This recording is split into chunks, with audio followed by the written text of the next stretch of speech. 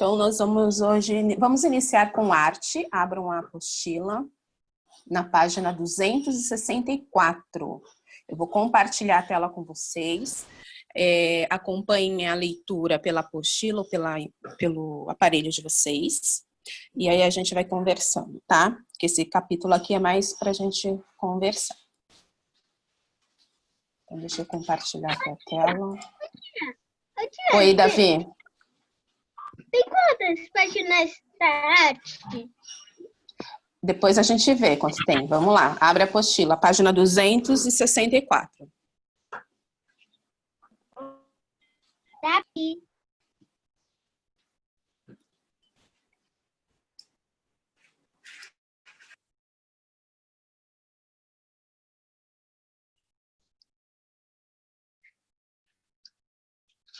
Bom, aqui nós vamos iniciar um novo capítulo. Deixa eu só carregar aqui. Pronto. Nesse capítulo nós vamos falar da composição sonora. Porém, nós vamos lembrar um pouquinho... Peraí, que eu coloquei errado. No início aí da página, do capítulo, ele vai falar sobre a natureza morta. Então, que foi o assunto que nós vimos no capítulo anterior, que a natureza morta é tudo aquilo que não tem vida ou já teve vida. E que os artistas, eles utilizavam instrumentos, né, ou alimentos para produzir as suas obras, tá? Então, aqui na abertura, nós temos aí, olha só, observe a imagem, é uma natureza morta. Então, a imagem de abertura é uma natureza morta, tá? Então, aqui a gente tem um conjunto de utensílios, de objetos inanimados, ou seja, sem vida. Só que, no entanto, quando manipulados, esses objetos podem proporcionar muita vida e energia, pois são instrumentos musicais.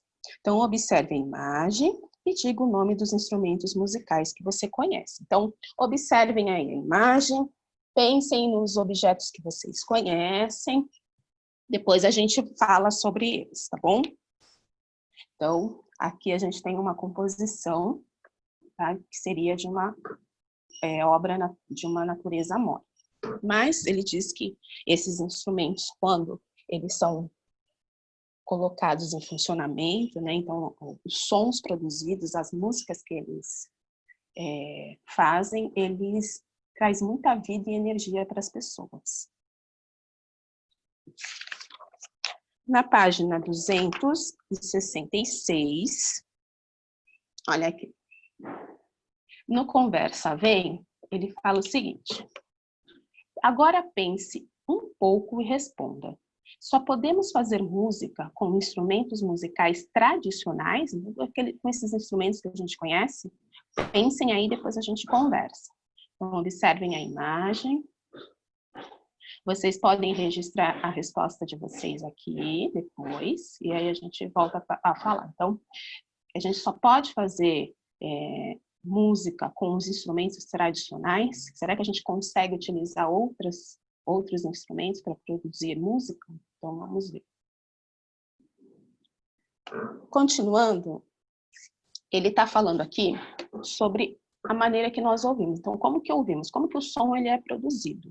Nós vimos lá no primeiro bimestre, né, em ciências, como que o som ele é produzido. Então, aqui a gente vai recapitular um pouquinho, só um trechinho, que é para a gente dar continuidade sobre o assunto. Então, olha só. A parte externa do ouvido, então, a parte de fora, né, conduz as ondas sonoras em direção ao tímpano, que, por sua vez, ele vibra. Tá? Então, as ondas sonoras, elas vão bater aqui na nossa orelha externa, né, na parte de fora, e aí essa vibração, ela vai chegar lá no tímpano, que fica lá dentro. Essas vibrações passam para o caracol, que é a cóclea, no ouvido interno. O ouvido interno é aquele que vai estar lá dentro. Impulsos elétricos são, então, enviados através do nervo auditivo para o cérebro. Então, esses impulsos, né, essas vibrações, elas vão chegando lá no nosso cérebro. E, finalmente, o cérebro identifica esses impulsos como sons. Se por acaso ouvirmos um som que não conhecemos, o cérebro não identificará esse som. Nós o ouviremos, mas não saberemos de onde ele vem. Você identifica a maioria dos sons que ouve? Então, todo mundo consegue identificar a maioria dos sons que ouve? Vamos pensar nisso. Imagina o trabalho dentro de uma fábrica. Oi? Porque quando a pessoa fala, quando faz barulho, a onda sonora do barulho que está vindo entra pelo seu ouvido, faz um tímpano, passa pelo tímpano e chega até o cérebro. O cérebro sabe o que eles estão falando. Qual é o som? Isso. Então, vamos lá. Como seriam os sons lá dentro? E como no meio de uma mata fechada? Que sons você reconheceria? Então, aqui ele está perguntando como seriam os sons que nós ouviríamos se nós trabalhássemos dentro de uma fábrica. Pense aí. E se a gente estivesse numa mata? Quais os tipos de sons que nós também conseguimos ouvir ali dentro? Naquele espaço, né? Então, cada lugar, cada ambiente, existe um tipo de som. Página 264. Nós temos aqui, olha, algumas imagens para a gente analisar. Então, essa primeira imagem aqui, olha, nós temos torcedores, aqui nós temos uma floresta, aqui a gente tem o fundo do mar, e aqui a gente tem uma cidade, né? Um movimento aqui de uma cidade grande. Então, quais são os tipos de sons que a gente identifica nessas, né, pode identificar nessas imagens? Então, vamos acompanhar a leitura, olha. Você acha que o ambiente no qual a foto ao lado foi tirada estava silencioso ou barulhento? Por quê? Então, pensem aí, a gente já volta já para conversar. Observe essas outras imagens. Se a floresta estivesse cheia de animais, que sons ouviríamos? Então, olha, pensem aí. Em uma cidade grande, cheia de carros e pessoas, será que o ambiente seria silencioso? Vamos lá. Qual será o som do fundo do mar? Então, em cada ambiente acontecem sons distintos, ou seja, sons que são sons diferentes, né? Que não são iguais. É claro que é possível colocar um elefante no meio de uma cidade. Então, ele fará sons bem diferentes dos sons que estamos acostumados a ouvir. É possível tocar saxofone no meio da floresta, ou uma pessoa pode cantar embaixo da água do mar, por exemplo, etc. No entanto, normalmente, os sons dos lugares têm características próprias. Então, vamos pensar aí nessas imagens, né? Quais são os lugares aqui que a gente pode identificar como silenciosos? Quais são os barulhentos?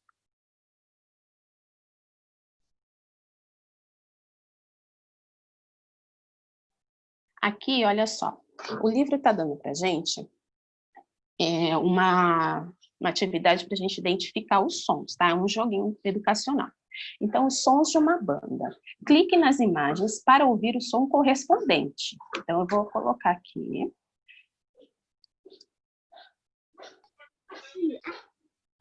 Oi. Quem está chamando?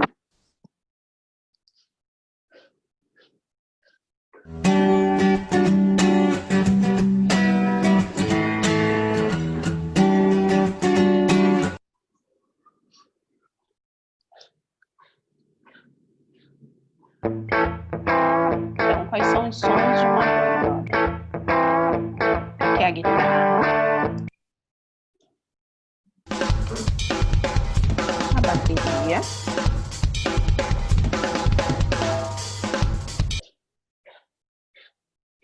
e o piano, né?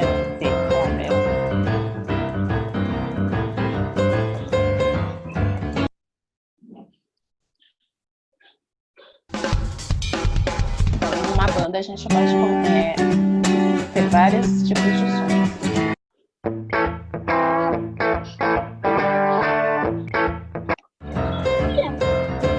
Oi, Davi.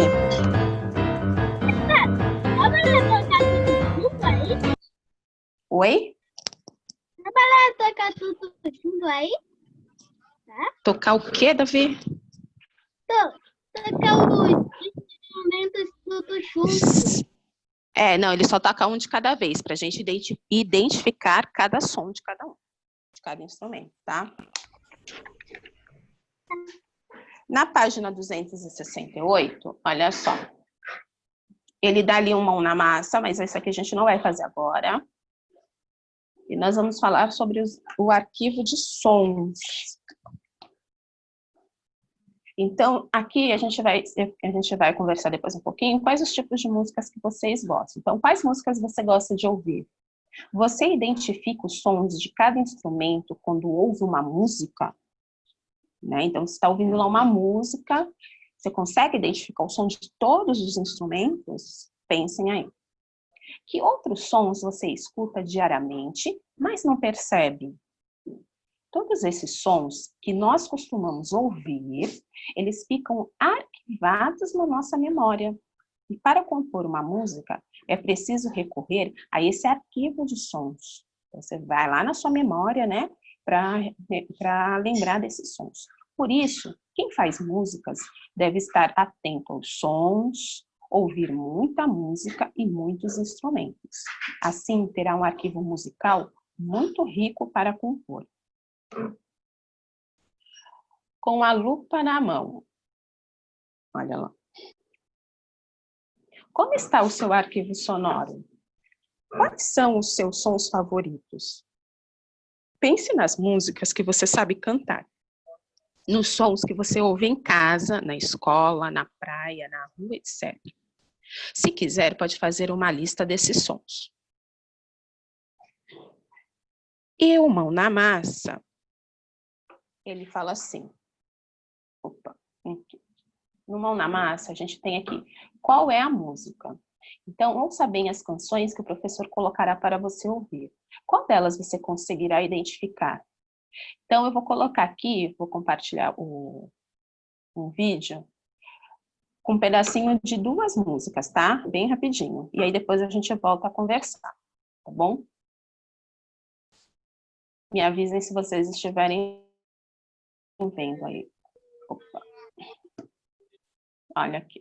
Vou colocar só um pedacinho, porque ele é bem grande. A, B, C, D. A, B, C, D. In the morning.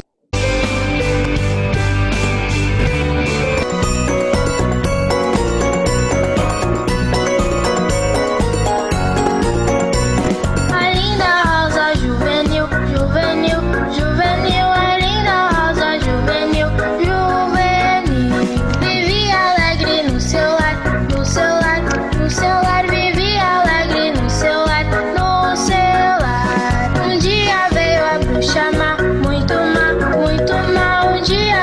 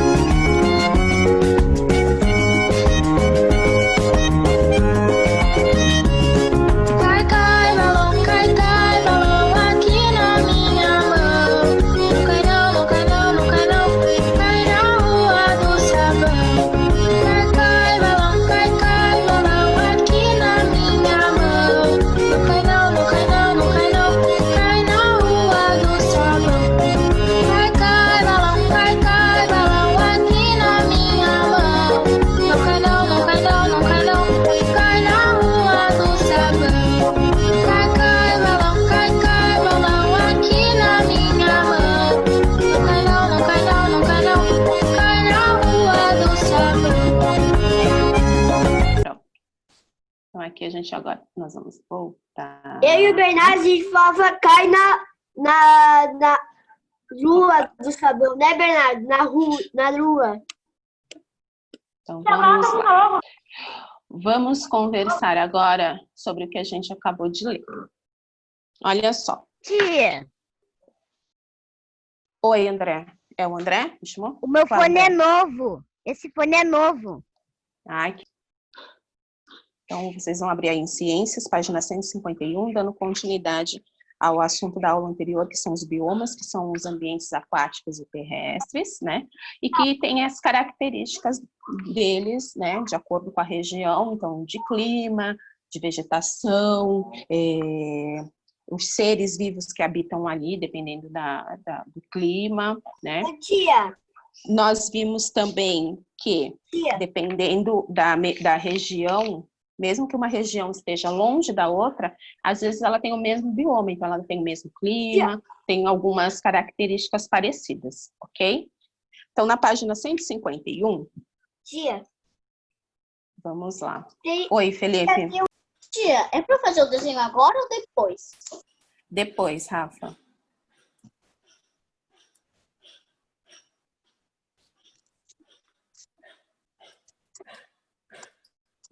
Desativem o áudio, por favor.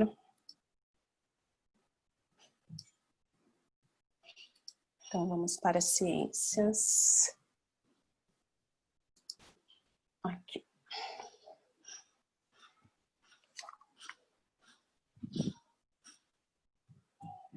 Então, na aula passada, nós falamos sobre as florestas tropical e floresta equatorial. Vimos sobre os desertos, né? Os desertos secos e os polares. Quais as características desses ambientes e os animais que habitam esses ambientes. E continuando, hoje nós vamos falar agora sobre a floresta temperada e a taiga. Então, vamos lá.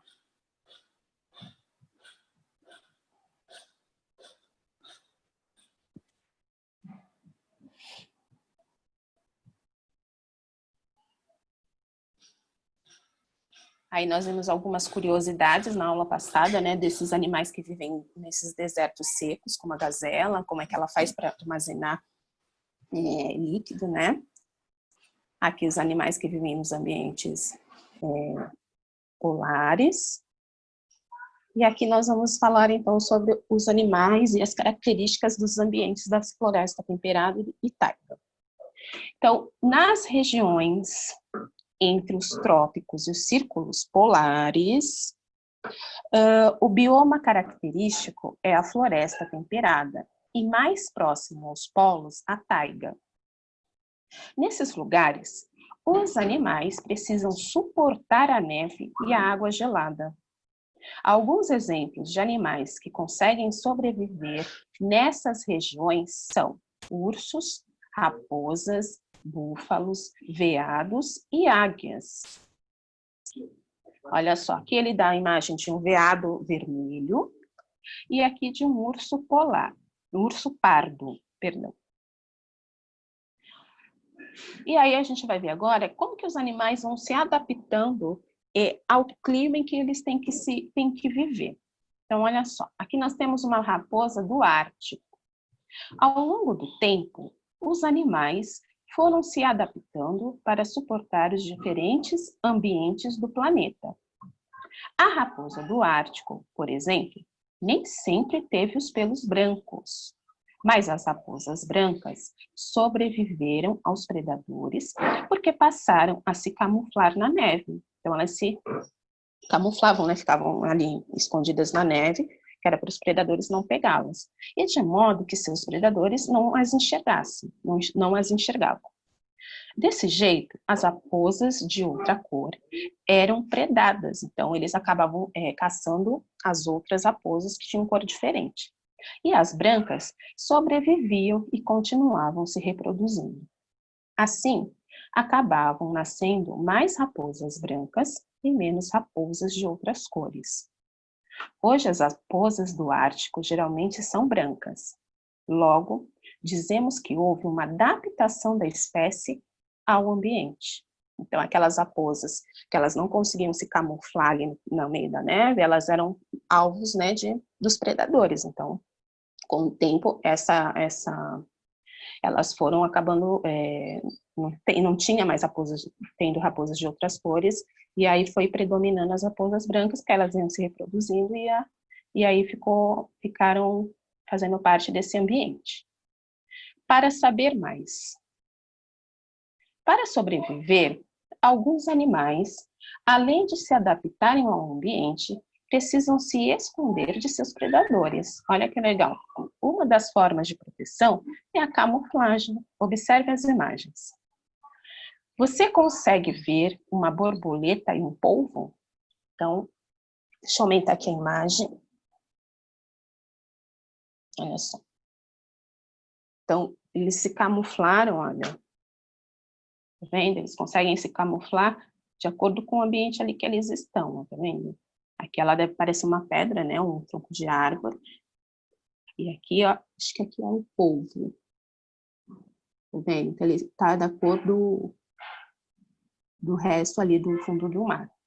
Então, eles se camuflam e assim eles conseguem fugir dos predadores.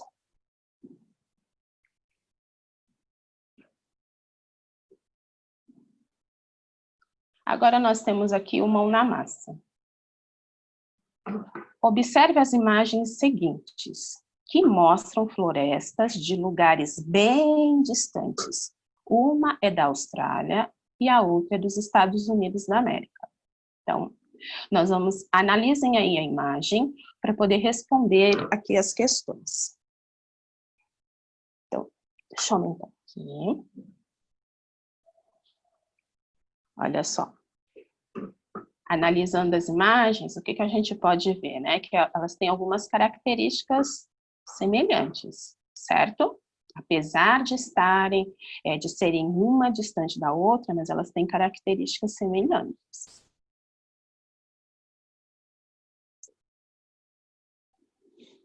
Então, qual é a relação entre essas duas regiões tão distantes? Escreva as semelhanças, né? Então, o que elas têm aí de igual, que você percebe ao observar os dois ambientes. Então, o que elas têm aí de igual? Anotem aí.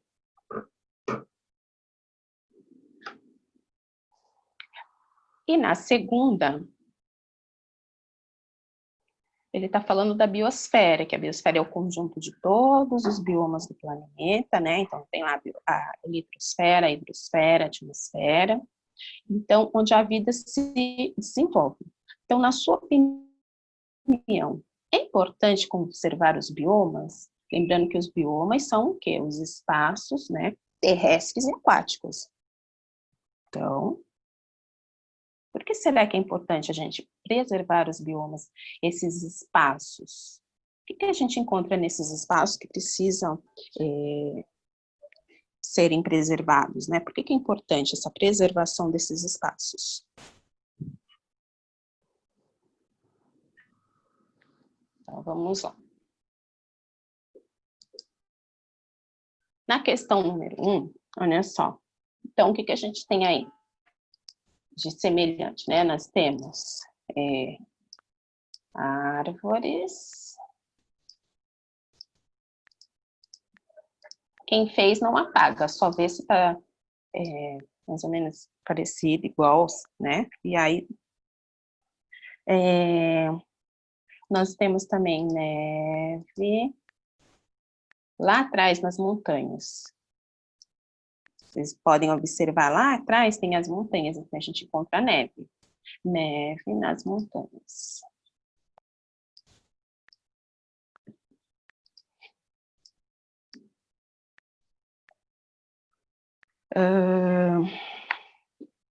Então, e o clima, né? Porque são lugares frios. E o clima. Então, a gente pode pôr aqui o clima.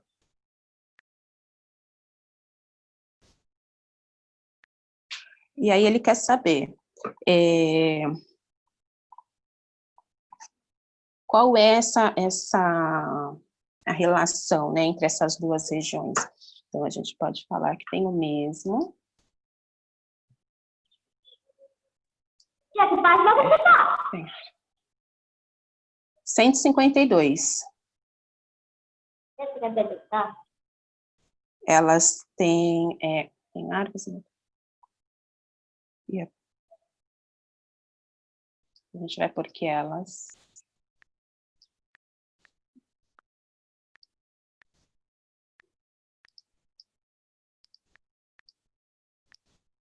apresentam. Ô tia, você já tá na 2, né? Não, essa é a 1. Eu estou fazendo a correção da 1. Ver se você colocou mais ou menos parecido. A 2 eu vou para agora. Ver o que você colocou. Olha só, pessoal. Eu estou na página 152, onde tem o Mão na Massa com os exercícios. Tudo bem? Então, a questão 1. Eu coloquei aqui algumas coisas que eles têm em comum. Elas apresentam o mesmo... nem acabei de escrever.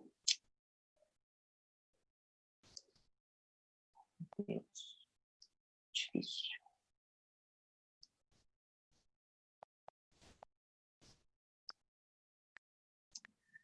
O mesmo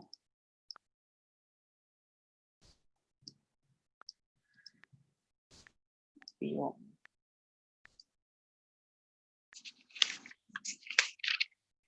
Aqui a gente está na 1.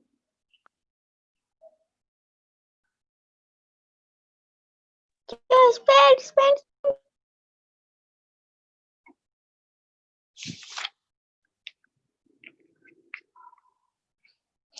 E na questão 2, ele quer saber por que é importante a gente conservar, né, os biomas, né, esses espaços terrestres e aquáticos. Por que será que é importante a gente preservar?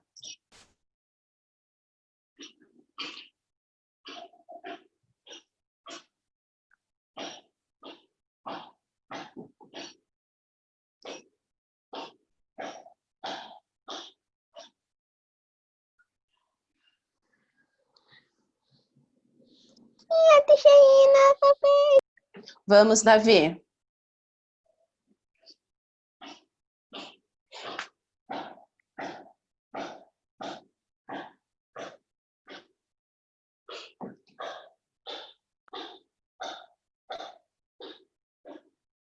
Quem já fez a 1, tenta responder a questão 2, que a gente já vai corrigir. Ô, tia, agora está Oi? perdido. Agora estou perdido. Perdido como, Davi? A frase, olha, a frase é pequena, como é que você está perdida? Onde você está? Lê aí onde você parou, pra tia. Ai, sério? Eu acho que eu parei. Apresentam o mesmo bioma. Acabou. O mesmo bioma.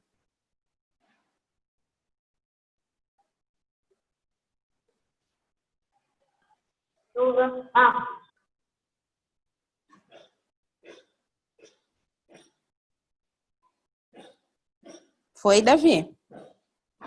Conseguiu? Peraí, estou no bioma. Então você escreve, não precisa esperar para você escrever bioma. Vamos lá. Na segunda, deixa eu voltar aqui com vocês. E aí nós já conversamos sobre ela, mais fácil. Vamos lá. Como que ficou a segunda questão aí de vocês? Quem quer falar? Deixa eu parar aqui a gravação.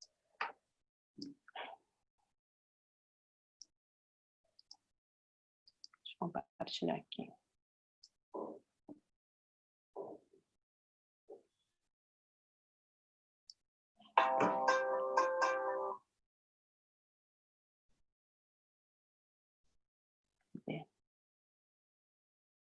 Matemática. Medidas de tempo.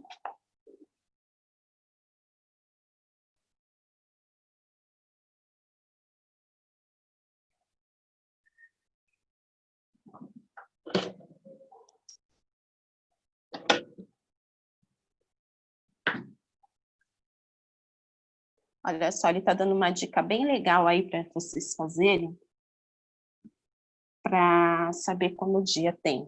O dia não, perdão, o mês tem 30 ou 31 dias.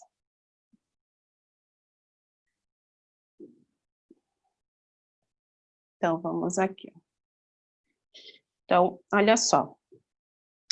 Ele está falando o seguinte, como saber? Você sabe o que significa ano bissexto? Então, um ano tem exatamente 365 dias mais 6 horas. Então, em razão desse excesso de 6 horas, a cada 4 anos é acrescentado mais um dia, pois 6 horas mais 6, mais 6, mais 6 vai ser igual a 24 horas, ou seja, a um dia, né? A gente lembra que um dia tem 24 horas? Então, aí, olha só, definiu-se que esse dia a mais ocorreria no mês de fevereiro.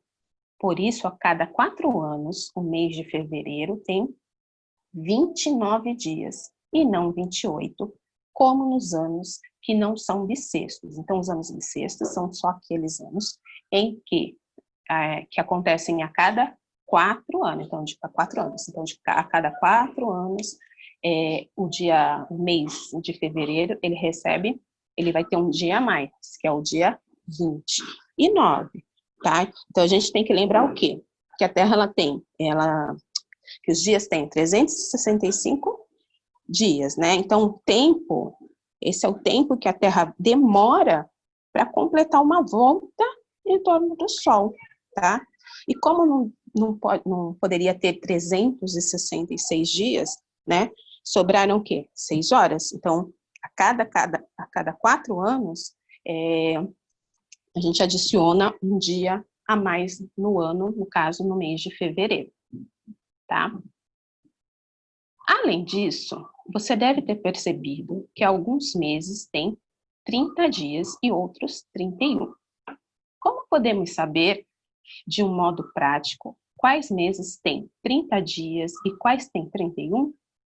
Observe a imagem abaixo. Nela, cada mês foi relacionada a uma saliência ou uma reentrância das mãos. As saliências são essas partes aqui, ó, de cima, tá vendo?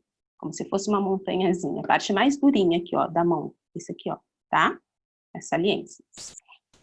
E a reentrância, essa parte aqui, ó, vai fazer essa entradinha aqui, ó, entre os dedos, ok?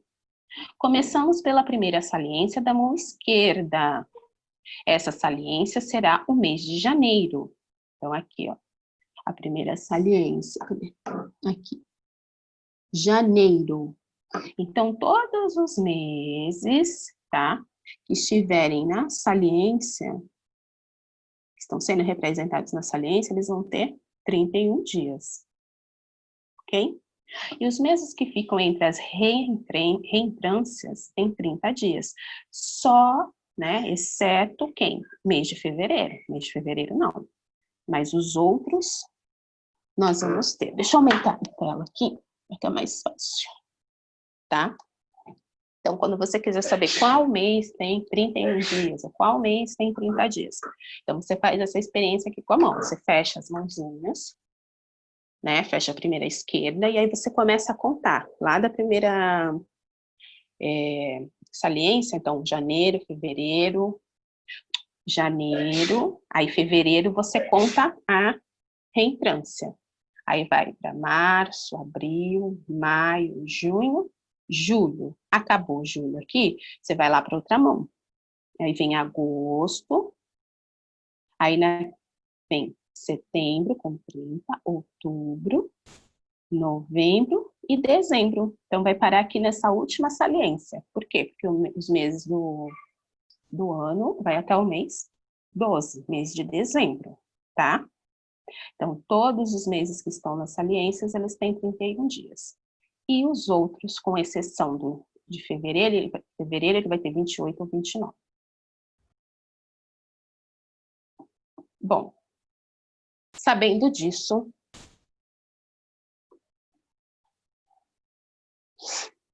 o Mão da Massa está falando assim. A regra da página anterior indica quais meses têm 30 dias e quais têm 31, mas não informa quando fevereiro terá 29 ou 28 dias. Considerando essas informações, veja a fala de Pedro e responda ao que se pede. Então, presta atenção no que o Pedro está falando, pessoal. Outra coisa, peguem aí o calendário desse ano, já deixa aí do ladinho, tá bom? Então, olha só, o que o Pedro está falando? Eu nasci em um ano bissexto, tá? Então, 2008. No último dia do mês de fevereiro. Então, olha só, quando não é ano bissexto, o fevereiro tem quantos dias? 28. Mas quando é bissexto, o fevereiro vai ter 29 dias. Então, se o Pedro nasceu no ano bissexto, que foi no ano de 2018, o último dia do mês de fevereiro, qual é esse dia? Anotem aqui.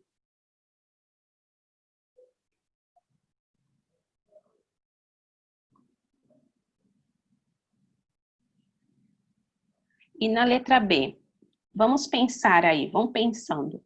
Como ele faz para comemorar seu aniversário nos anos que não são bissextos?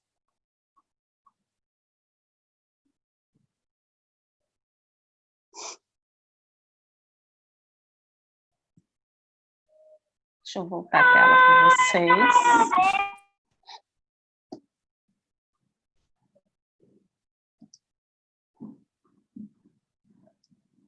Pensem aí na fala do André, do Pedro, em que ele diz que ele nasceu no ano bissexto.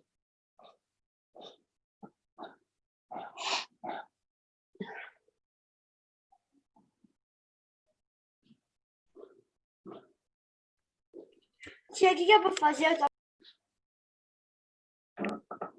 Você tem que analisar a fala do menininho, do Pedro, que ele diz que ele nasceu num ano bissexto. Então, ele quer saber qual é a data de nascimento do Pedro e como que o Pedro faz para comemorar o aniversário dele nos anos que não são bissextos. O ano bissexto é aquele ano que, em mês de fevereiro, ganha um dia a mais. Peguem aí o calendário.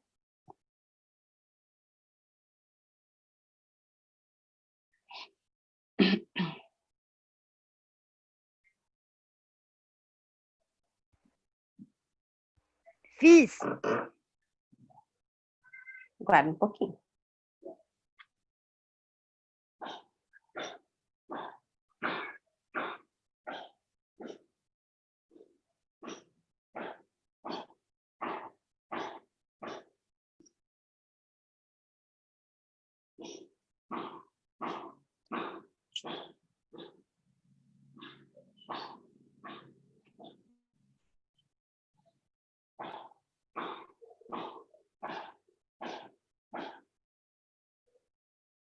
Pronto? Vamos responder o número 1, então? Olha só. Vamos conferir aí as respostas da questão número 1. Eu vou dançar. Que bom. Ótimo. Vou mostrar para vocês Logo, o bebê você- dançando. Também gostei. Tchau. André. Tchau, pessoal. É. Quando você tiver com a apostila, fica mais fácil, né, Rafa? Então, um beijo. Até semana que vem, pessoal. Tchau, tchau. Beijo. Tchau, tchau. Ai, que tchau. Tchau, tchau.